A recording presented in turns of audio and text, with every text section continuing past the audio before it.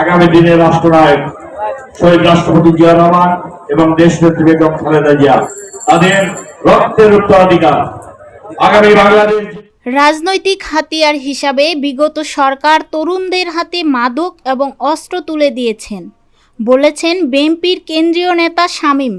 বাগেরহাট থেকে এইচ নান্টুর রিপোর্টে বিস্তারিত।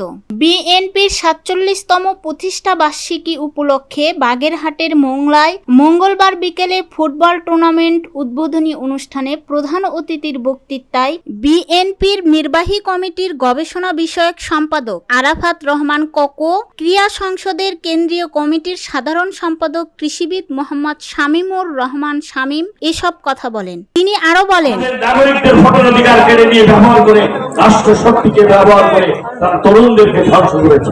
আমরা সেই জায়গায় ফিরে যেতে চাই না।